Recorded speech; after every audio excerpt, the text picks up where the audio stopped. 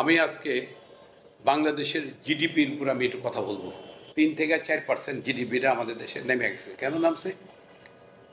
পৃথিবীতে এত বড় ব্যাংক ডাকাতি, এত বড় ব্যাংক লুট পৃথিবীর কোনো দেশে হয় নাই, কিন্তু গত 500 বছর হয়নি এইগুলা। আমাদের দেশে যে ঘটনা ঘটছে, এই যে ব্যাংকের টাকা আত্মসাৎ, ব্যাংকের টাকা লুটেরা দেশে বিদেশে ওরা যে চলে গেছে। 2-1 ধরা খাইছে, এরা থাকার কথা জেলখানায়, ওরা থাকে এখন আরামে পিজি হসপিটালে, বিভিন্ন হসপিটালে ওরা থাকতেছে। যারা ব্যাংক লুট করছে, যাদের দ্বারা জিডিপি নেমে গেছে, যদি এই টাকাগুলো লুট না হইতো তাহলে কিন্তু আমাদের জিডিপি নামতো না, কিন্তু এই জিনিসপত্রের এত দাম বাড়তো না, ডলারের দাম এত বাড়তো না। কিন্তু শুধু ব্যাংক লুটকারীরা এই কাজটা করে দিয়ে গেছে, কিন্তু ওদের তো কোনো বিচার হচ্ছে না। থাকার কথা জেলখানা, এখন থাকে পিজি হসপিটালে, এই হসপিটাল থাকে। ওরা কীভাবে আসে? এই লুটেরা কিভাবে হসপিটাল আসে? বিভিন্ন রোগের সুতা দিয়ে আসে। কেরানীগঞ্জে গতকালকে 3টা ছেলে মিলে ব্যাংকে ঢুকছে, ডাকাতি করার জন্য ঢুকছে, বলে ডাকাতি আর কি। কত 15 লক্ষ টাকার জন্য, 15 লক্ষ টাকা, লক্ষ লক্ষ কোটি কোটি টাকা মেরে দিচ্ছে। দেখেন ওই কেরানীগঞ্জে দেখলাম তো, এমন অবস্থা, এমন পরিস্থিতি করে ফেলাইছে। আর্মি, পুলিশ, র্যাব, যত ইন্টেলিজেন্স, যত কিছু আছে সব দেয়, পুরো এলাকা ঘেরাও দিয়ে ফেলেছে এই 14-15 লক্ষ টাকার জন্য, এই 3টা ছেলেকে ধরার জন্য। র্যাব, আর্মি, পুলিশ, ডিবি, আপনার যত ডিপার্টমেন্ট আছে সব ডিপার্টমেন্ট, মানুষ চারিদিকে ঘেরাও করে রাখছে। এই ব্যাংকটার চারিদিকে ঘেরাও করে রাখছে কেন? যে এই জায়গায় ডাকাতি হইতে গেছে। 15 লক্ষ টাকা ডাকাইছে, 15 লক্ষ টাকা। এই 15 লক্ষ টাকার ব্যাংক ডাকাতি, এটা নিয়ে পুরা পৃথিবী লাড়া পড়ে গেছে। বাংলাদেশ তো লাড়া পড়ছে, পুরা পৃথিবী লাড়া পড়ে গেছে যে এই 15 লক্ষ টাকা ডাকাতির জন্য।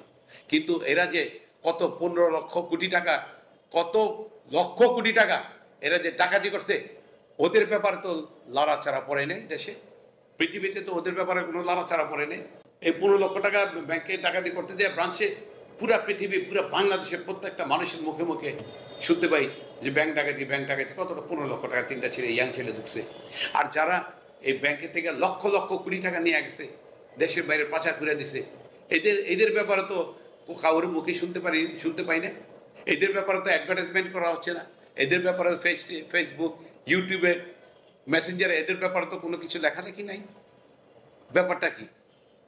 সব কি টাকার খেলা, তাই না? টাকা দিলে সব কিছু হয়ে যায়, তাই না?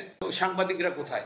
আপনারা কেন বসে আছেন? ব্যাংক ডাকাতরা পিজি হসপিটালে এরা ঘুমাইতেছে, এয়ার কন্ডিশনে ঘুমাইতেছে, খাইতেছে, অফিস আদালত করতেছে, মানে আপনারা সাংবাদিকরা কোথায়?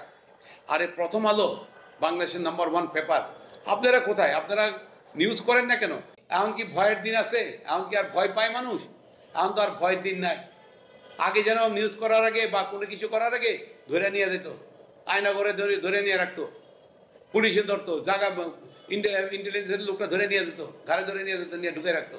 এখন তো এটা নাই। ওটা তো পরিবর্তন হয়ে গেছে, ওটা তো পরিবর্তন এসে গেছে দেশে। এখন তো কেউ কাউকে ধরে না। এখন তো মুখ খোলার সময়, কথা বলার সময়, this is the time.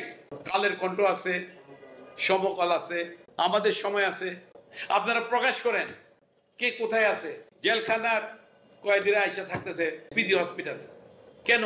Paper পত্রিকারা, আপনারা সাংবাদিকরা, আপনারা কেন চুপচাপ বসে আছেন? সাংবাদিক, পেপার, পত্রিকা, র্যাব, পুলিশ, আর্মি সব জায়গায় ঘেরাও করে বেড়াইছে 3টা বাচ্চা ছেলে ধরার জন্য। কত টাকার মামলা? এটা 15 লক্ষ টাকার মামলা। পুরা পৃথিবীতে এটা ছড়াই গেছে। পুরা পৃথিবী এখন জানে যে ব্যাংক ডাকাতি হয়েছে, আরে আসল ব্যাংক ডাকাতি যেটা হয়েছে এটার ব্যাপারে তো কেউ কোনো খবর নেয় না। আমি একা বলবো, দেশে কি আর কোনো লোক নাই বলার? মুখ খুলে না কেন?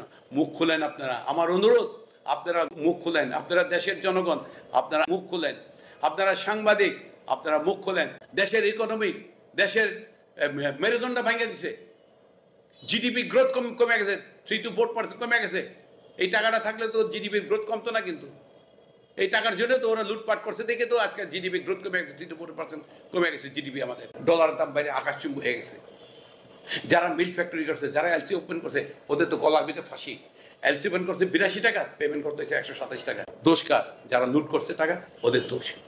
যারা ব্যাংকের টাকা লুট করছে, ওদের দোষ। ওদের জন্য দেখেন আজকে কত মানুষ ফাঁসি দিয়ে মরতেছে। কিন্তু আমি তো অনেক কথা বলি, আমি তো আমার জন্য কোনো কথা বলি না।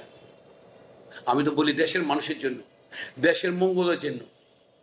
দেশটা যেন ভালো থাকে। দেশের জন্য তো আমরা বলি, আমরা তো দেশের বাইরে কোনো কথা বলি না। তো আমি অনেক কথা বলি আপনাদের জন্য, জনগণের জন্য কথা বলি, আমার নিজের জন্য আমি কথা বলি না। কিন্তু আসসালামু আলাইকুম, খুদা হাফেজ।